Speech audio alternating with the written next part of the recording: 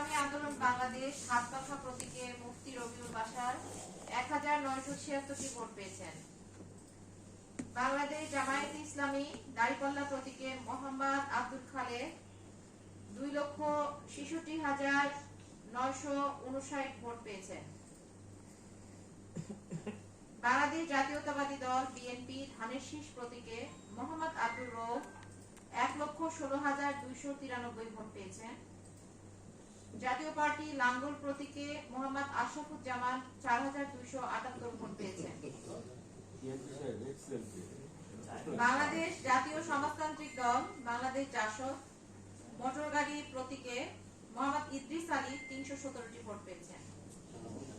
এখানে প্রদত্ত ভোটের শতকরা হার 73.79%।